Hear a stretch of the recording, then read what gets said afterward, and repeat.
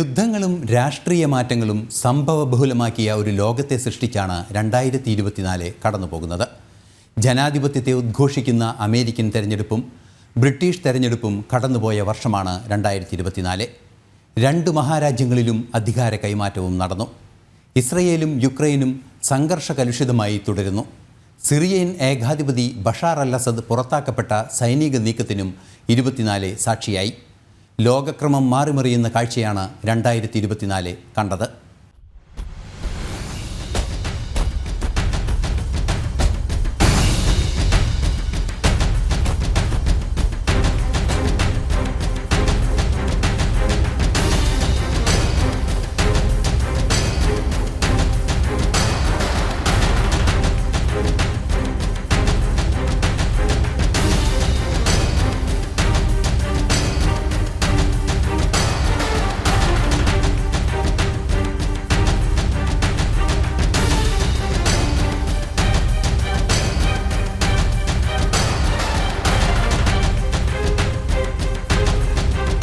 കൃത്യമായ ഭൂരിപക്ഷം നേടി ഡൊണാൾഡ് ട്രംപ് അമേരിക്കയിൽ തിരഞ്ഞെടുക്കപ്പെട്ടു.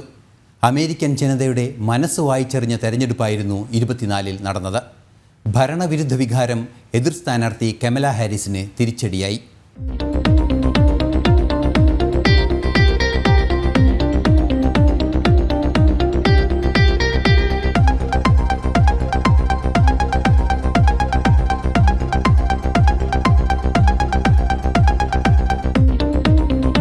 സംഭവബഹുലമായിരുന്നു 2024-ലെ ആഗോള രാഷ്ട്രീയം.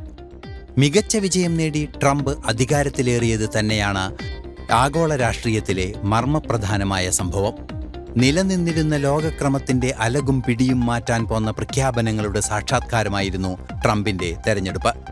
312 ഇലക്ടറൽ വോട്ടുകൾ നേടി ട്രംപ് അമേരിക്കൻ പ്രസിഡന്റ് പദവിയിലേക്കുള്ള മത്സരത്തിൽ വിജയക്കൊടി പാറിച്ചു.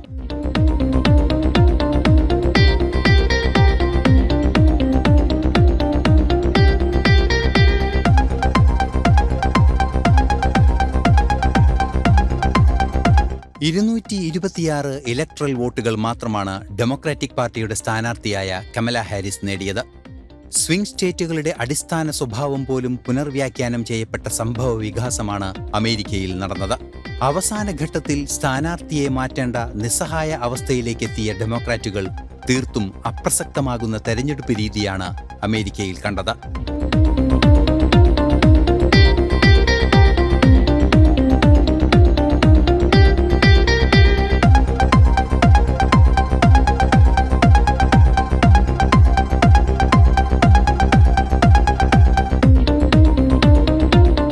ആദ്യം ജോ ബൈഡൻ സ്ഥാനാർത്ഥിയാകുകയും പിന്നീട് അദ്ദേഹത്തെ മാറ്റുകയും ചെയ്തു. കൊറോണ ബാധിതനായി ബൈഡൻ കളമൊഴിയുമ്പോൾ ട്രംപ് തെരഞ്ഞെടുപ്പ് രംഗത്ത് ഏറെ മുന്നേറിക്കഴിഞ്ഞു. കമല ഹാരിസ് രംഗത്തെത്തി ചലനങ്ങൾ സൃഷ്ടിച്ചുവെങ്കിലും അത് വോട്ടാക്കി മാറ്റാനോ ജനകീയ സ്വാധീനം വർദ്ധിപ്പിക്കാനോ സാധിച്ചില്ല. പ്രധാന സ്ഥാനങ്ങളിലേക്ക് ഭാരതീയരടക്കം നിരവധി പേരെ ട്രംപ് നിയമിച്ചു. നയരൂപീകരണത്തിൽ കൃത്യമായ മാറ്റങ്ങളും നിലപാടുകളും ട്രംപ് പ്രഖ്യാപിക്കുകയും ചെയ്തു. Well, I want to thank you all very much. This is great. These are our friends. We have thousands of friends in this incredible movement. This was a movement like nobody's ever seen before. And frankly, this was, I believe, the greatest political movement of all time. There's never been anything like this in this country and maybe beyond. ബ്രിട്ടനിലും തെരഞ്ഞെടുപ്പിന്റെ കാലമായിരുന്നു 24. സാമ്പത്തിക രംഗത്തെ മുന്നേറ്റം തിരിച്ചറിഞ്ഞ ഋഷി സുനക് വിജയപ്രതീക്ഷയോടെ തെരഞ്ഞെടുപ്പ് നേരത്തെയാക്കി. എങ്കിലും British ജനത അദ്ദേഹത്തെ കൈവിട്ടു.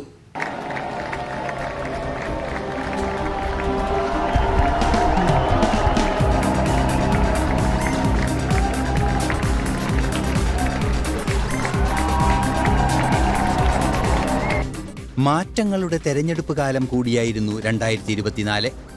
ബ്രിട്ടനിൽ നടന്ന തെരഞ്ഞെടുപ്പിൽ ഇന്ത്യൻ വംശജനായ ഋഷി സുനക് നേതൃത്വം നൽകിയ കൺസർവേറ്റീവ് പാർട്ടി അധികാരത്തിൽ നിന്നും ഒഴിവാക്കപ്പെട്ടു. 441 സീറ്റുകൾ നേടി ലേബർ പാർട്ടി നേതാവ് കെയർ സ്റ്റാമർ ബ്രിട്ടീഷ് പ്രധാനമന്ത്രിയായി.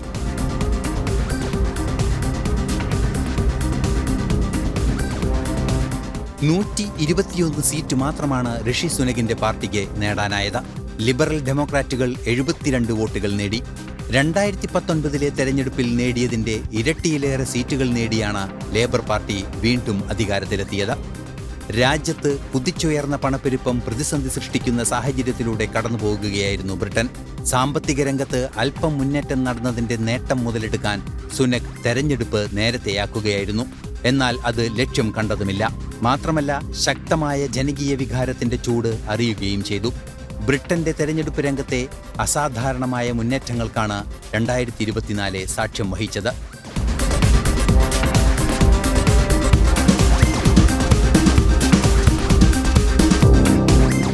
where I accepted an invitation from His Majesty the King to form the next government of this great nation.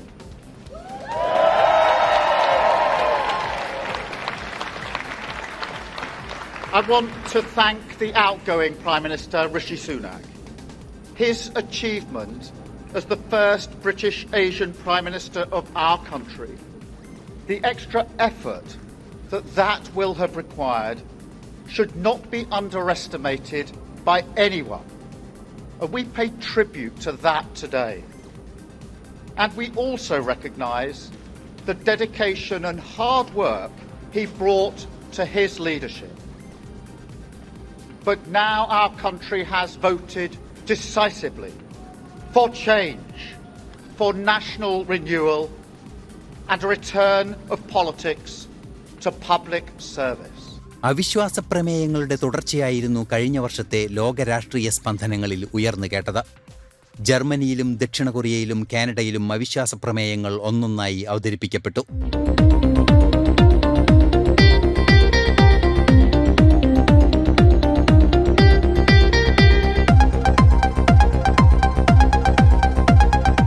German chancellor Olaf സ്കോൾസിനെതിരായ അവിശ്വാസ പ്രമേയം പാസായി. കാവൽ മന്ത്രിസഭ ജർമ്മനിയിൽ തുടരുകയാണ്. 733 അംഗ പാർലമെന്റിൽ 394 വോട്ടുകൾ നേടിയാണ് സ്കോൾസിനെതിരായ അവിശ്വാസ പ്രമേയം പാസായത്. തുടർന്ന് ജർമ്മൻ പാർലമെന്റ് പിരിച്ചുവിട്ടു. തെരഞ്ഞെടുപ്പിലേക്ക് നീങ്ങുകയാണ് ജർമ്മനി.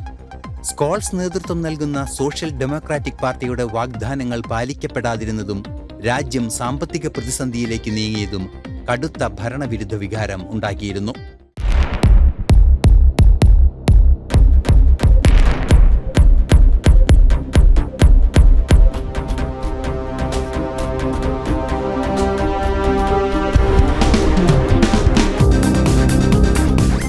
അമേരിക്കൻ പ്രസിഡന്റ് തെരഞ്ഞെടുപ്പുണ്ടാക്കിയ ആഘാതമാണ് കാനഡയിൽ അവിശ്വാസ പ്രമേയത്തിലേക്ക് നീങ്ങിയത്.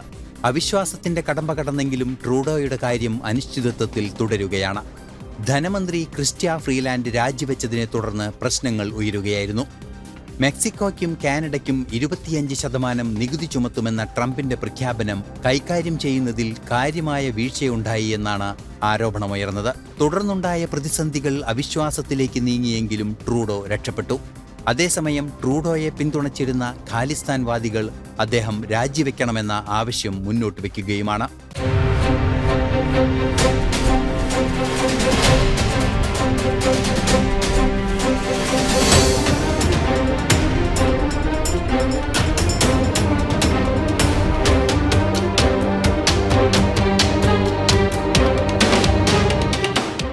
അവിശ്വാസ പ്രമേയങ്ങളാണ് ജർമ്മനിയിലും കാനഡയിലും ഉണ്ടായതെങ്കിൽ ഇംപീച്ച്മെന്റ് നീക്കമാണ് ദക്ഷിണ കൊറിയയിൽ നടന്നത്. പട്ടാള ഭരണം പ്രഖ്യാപിച്ച പ്രസിഡന്റ് യോൺ സൂക് യൂളിനെതിരെ ഇംപീച്ച്മെന്റ് നീക്കം പാസ്സാകുകയായിരുന്നു.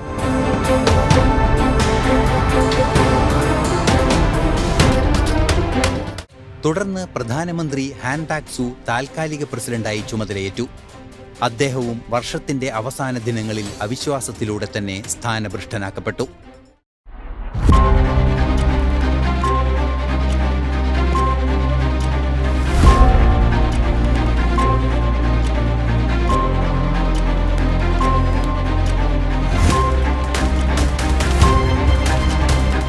ഫ്രാൻസിലാണ് മറ്റൊരു അവിശ്വാസ പ്രമേയം പാസായത്.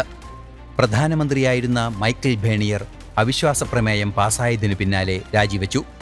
തുടർന്ന് ഫ്രാൻഷ്വാ ബെയ്റുവിനെ ഇമ്മാനുവൽ മാക്രോൺ പ്രധാനമന്ത്രി സ്ഥാനത്തേക്ക് നാമനിർദ്ദേശം ചെയ്തു. ബജറ്റ് പാസാക്കുന്നതിനായിരിക്കും മുൻതൂക്കമെന്നാണ് ഇമ്മാനുവൽ മാക്രോൺ നിയമനത്തിന് ശേഷം പ്രതികരിച്ചത്. വോട്ടെടുപ്പില്ലാതെ ബജറ്റ് പാസാക്കുന്നതിന് ബേണിയർ നടത്തിയ നീക്കമാണ് അവിശ്വാസത്തിലേക്ക് നയിച്ചത്.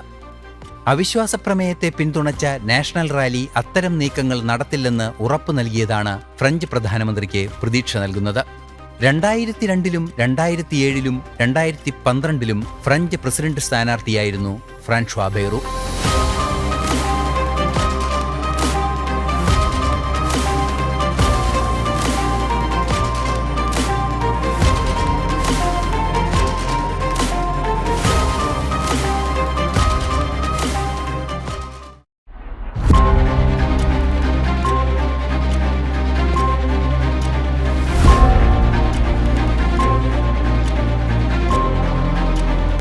ബംഗ്ലാദേശിൽ ഷെയ്ഖ് ഹസീന സ്ഥാനഭ്രഷ്ടയാക്കപ്പെട്ടതിന് ശേഷം വ്യാപകമായ കലാപങ്ങളാണ് ഹിന്ദുക്കൾക്കെതിരെ പൊട്ടിപ്പുറപ്പെട്ടത്. നിരവധി ഹിന്ദുക്കൾ കൊല്ലപ്പെടുകയും ഇസ്കോൺ ഉൾപ്പെടെയുള്ള ഹൈന്ദവ സാംസ്കാരിക സ്ഥാപനങ്ങളെ ബംഗ്ലാദേശ് ഗവൺമെന്റ് വേട്ടയാടുകയും ചെയ്തു. ഹിന്ദു ഭവനങ്ങളെ തെരഞ്ഞുപിടിച്ചാക്രമിച്ച സംഭവത്തിൽ കർശന നിലപാടുമായി ഭാരതം രംഗത്തെത്തി. ബംഗ്ലാദേശിൽ നടക്കുന്ന സംഭവ വികാസങ്ങളെ ലോകരാഷ്ട്രങ്ങൾ പോലും അപലപിച്ചു. അമേരിക്കൻ തെരഞ്ഞെടുപ്പ് വേളയിൽ ഡൊണാൾഡ് ട്രംപ് പോലും വിഷയം പരാമർശിച്ചു. വ്യാപക ആക്രമണങ്ങളാണ് ബംഗ്ലാദേശിൽ ഹിന്ദുക്കൾക്കെതിരെ അരങ്ങേറിയത്.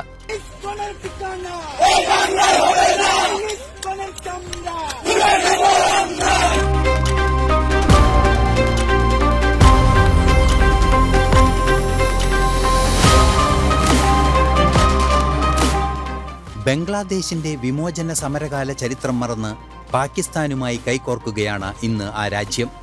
1971-ൽ രാജ്യത്തിന്റെ മോചനത്തിനായി പിന്തുണച്ച ഭാരതത്തെ തള്ളിപ്പറഞ്ഞ് തങ്ങളുടെ രാജ്യത്തിനെതിരെ യുദ്ധം ചെയ്തവരോട് സന്ധിയുണ്ടാക്കിയ ബംഗ്ലാദേശിലെ കാവൽ മന്ത്രിസഭയ്ക്കെതിരെ രോഷം പുകയുകയുമാണ്. ഭാരതത്തിന്റെ നയതന്ത്ര ഇടപെടലുകൾ അതിശക്തമായി നടന്ന സംഭവം കൂടിയാണ് ബംഗ്ലാദേശിലെ ഹിന്ദുക്കൾക്കെതിരായ കലാപം.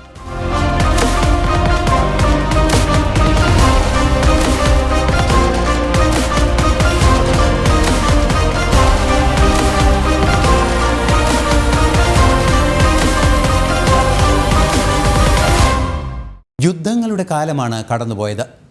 ഇസ്രയേൽ ഗാസ യുദ്ധം, റഷ്യ യുക്രൈൻ യുദ്ധം, സിറിയൻ ഏകാധിപതിയുടെ അട്ടിമറിയിലേക്ക് നയിച്ചതെന്നിങ്ങനെ ലോകം മുഴുവൻ ഭീതിയുടെ നിമിഷങ്ങളെ നിറച്ചു.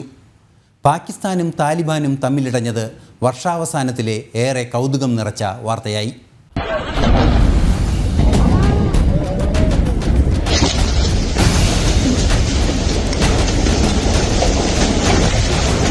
രാഷ്ട്രങ്ങൾ തമ്മിലുള്ള യുദ്ധത്തിന്റെ വാർഷികങ്ങൾ കടന്നുപോയതും 2024-ലാണ്. 2023 ഒക്ടോബർ 7-ന് ഇസ്രയേലിൽ ഹമാസ് ഭീകരർ നടത്തിയ ആക്രമണത്തെ തുടർന്നുണ്ടായ പ്രതിസന്ധി ഇന്നും നിലച്ചിട്ടില്ല. മധ്യസ്ഥ ചർച്ചകൾ വെടിനിർത്തലിനായി പുരോഗമിക്കുന്നുണ്ടെങ്കിലും നടപടികൾ ഒന്നും ഇതുവരെ യാഥാർത്ഥ്യമാകുന്നില്ല.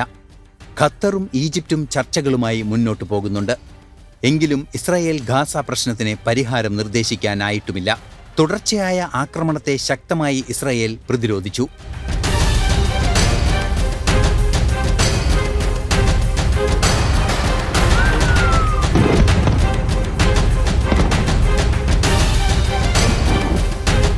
ഹിസ്ബുള്ളയെ നിരായുധീകരിക്കുന്നതിലേക്ക് വരെ കാര്യങ്ങൾ കൊണ്ടെത്തിക്കാൻ ഇസ്രായേലിന് സാധിച്ചു എന്നതാണ് ഈ വർഷത്തെ ഏറ്റവും വലിയ നേട്ടം. ഇറാന്റെ പ്രോക്സി യുദ്ധം ഇന്നും പശ്ചിമേഷ്യയിൽ തുടരുകയാണ്. ഹൂതി വിമതരും ഹമാസും ഉൾപ്പെടെ 7ഓളം ഭീകര സംഘടനകൾ ഇസ്രയേലിനെതിരായ യുദ്ധം ആവർത്തിച്ചുകൊണ്ടേയിരിക്കുന്നു.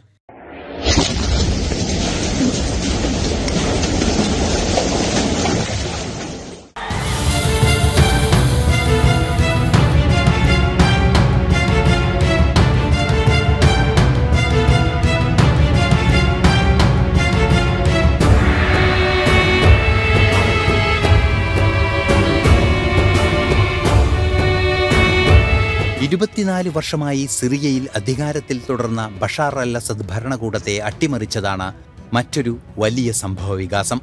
നവംബർ 27-ന് ആദ്യമായി അലപ്പോ നഗരം ഹയാത്ത് തഹ്രീർ അൽ-ഷം എന്ന വിമത സംഘടന പിടിച്ചെടുത്തു.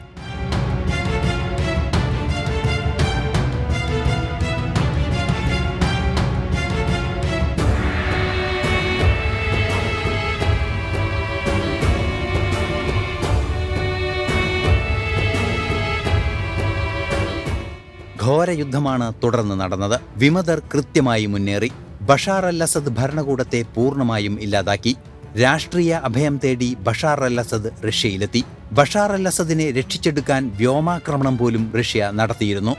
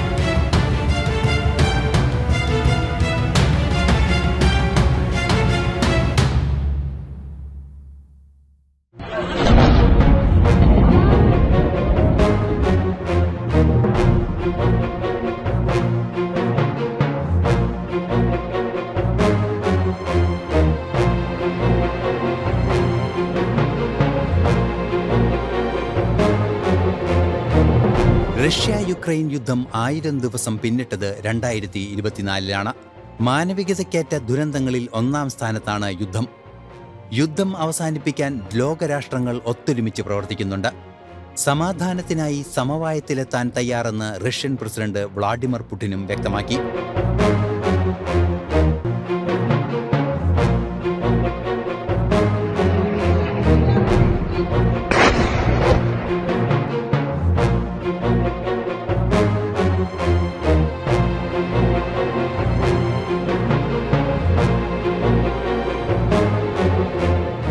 ഉത്തര കൊറിയൻ സൈന്യം റഷ്യയ്ക്ക് പിന്തുണയുമായി എത്തിയത് എരിതീയിൽ എണ്ണയൊഴിക്കുന്നതിന് സമാന സംഭവമായി.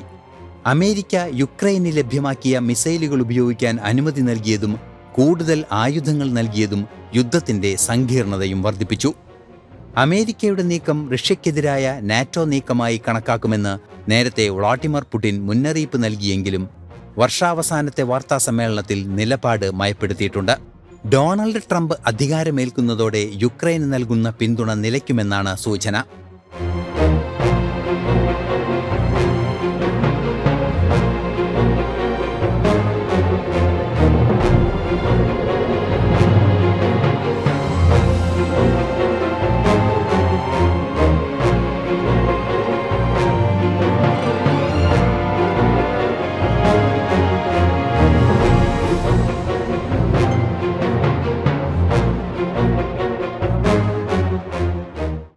മാനവികതയ്ക്കെതിരായ കുറ്റകൃത്യങ്ങൾ നിരവധിയാണ് ഈ വർഷവും റിപ്പോർട്ട് ചെയ്യപ്പെട്ടത്. ജർമ്മനി മഗ്ഡേബർഗ് ക്രിസ്മസ് മാർക്കറ്റിലേക്ക് കാർ ഓടിച്ചു കയറ്റിയ അപകടത്തിൽ 5 പേർ മരിച്ചു. 4 സ്ത്രീകളും ഒരു കുട്ടിയുമാണ് മരിച്ചത്. 200-ലേറെ പേർക്ക് പരിക്കേറ്റിട്ടുണ്ട്. 41 പേരുടെ പരിക്ക് ഗുരുതരവുമാണ്. കാർ ഓടിച്ചിരുന്ന സൗദി പൗരൻ അറസ്റ്റിലാണ്. ഇയാൾക്ക് ഭീകരബന്ധമുണ്ടെന്ന സൂചനയാണ് സൗദി നൽകുന്നത്. അപകടത്തിൽ 7 ഭാരതീയരും ഉണ്ടായിരുന്നു.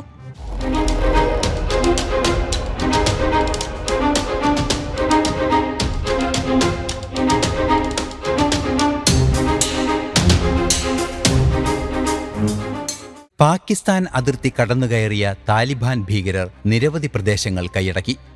പാകിസ്ഥാന്റെ 2 സൈനിക പോസ്റ്റുകൾ താലിബാൻ പിടിച്ചെടുക്കുകയും ചെയ്തു. 20ഓളം സൈനികർ പാകിസ്ഥാന്റെ ഭാഗത്ത് കൊല്ലപ്പെട്ടെന്നാണ് പ്രാഥമിക വിവരം.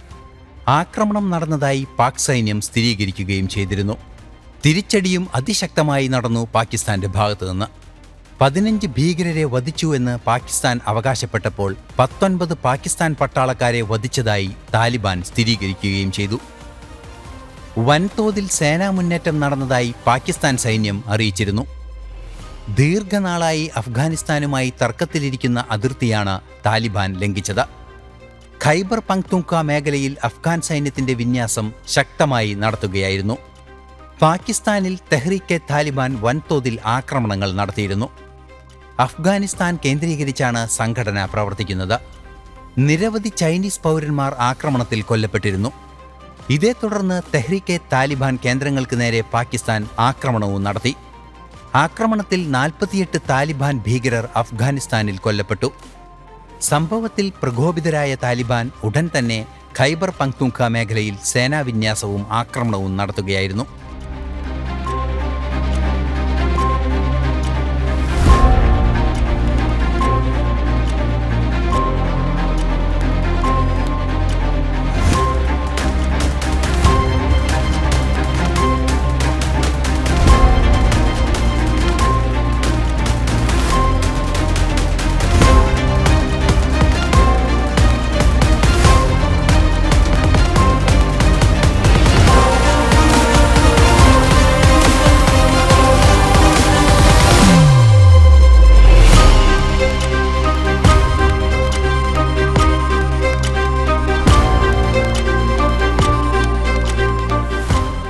ദീർഘനാളായി ചങ്ങാത്തത്തിലായിരുന്ന താലിബാനും പാകിസ്ഥാനും ബന്ധം അകലുന്നതിൻ്റെ സൂചനയാണ് ഇതോടെ പുറത്തുവന്നത്. താലിബാനു വേണ്ടി ലോകരാഷ്ട്രങ്ങൾക്ക് മുന്നിൽ വാദിച്ച രാജ്യമായിരുന്നു പാകിസ്ഥാൻ എന്നത് ഏറെ ശ്രദ്ധേയം. പിന്തുണച്ച രാജ്യങ്ങൾക്കെതിരെ തിരിയുന്ന താലിബാന്റെ സ്വഭാവം ഇതോടെ വീണ്ടും വെളിപ്പെടുകയും ചെയ്തു.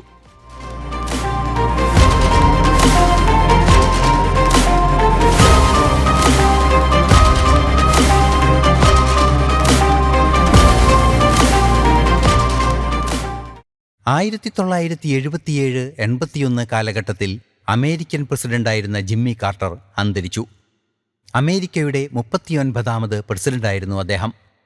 ആരോഗ്യ സംരക്ഷണ രംഗത്ത് ലോകത്തിന് മാതൃകയായ നിരവധി ആശയങ്ങൾ തുടങ്ങിവെച്ച കാലഘട്ടം കൂടിയായിരുന്നു അദ്ദേഹത്തിൻ്റേത്. വൈകാരികമായാണ് പ്രസിഡന്റ് ജോ ബൈഡൻ മുൻ അമേരിക്കൻ പ്രസിഡന്റിനെ ഓർത്തെടുത്തത്. After 13 years of civil war in Syria, more than half a century of brutal authoritarian rule by Bashar Assad and his father before him, rebel forces have forced Assad to resign his office and flee the country. We're not sure where he is, but there's word that he's in Moscow. At long last, the Assad regime has fallen. This regime brutalized and tortured and killed literally hundreds of thousands of innocent Syrians. The fall of the regime is a fundamental act of justice. It's a moment of historic opportunity for the long-suffering people of Syria to build a better future for their proud country. It's also a moment of risk and uncertainty. ലോക ജനതയ്ക്ക് ഒരു മികച്ച സുഹൃത്തിനെ നഷ്ടപ്പെട്ടെന്നും Biden പറയുന്നു. സംഭവബഹുലമായ നിമിഷങ്ങൾക്ക് സാക്ഷിയായ 2024 അവസാനിക്കുമ്പോഴും പ്രശ്നകലുഷിത മേഖലകൾ ശാശ്വത സമാധാനത്തിലേക്ക് എത്തുന്നില്ല. ലോക സമ്പദ്ഘടനയും ആഗോളതാപനവും ഉൾപ്പെടെ വെല്ലുവിളികളായി തുടരുന്നു. പ്രതീക്ഷയുടെ പുതുനാമ്പുകൾ ലോകം മുഴുവൻ പടരട്ടെ എന്ന പ്രതീക്ഷയോടെ 2024 നമുക്ക് വിട ചൊല്ലാം.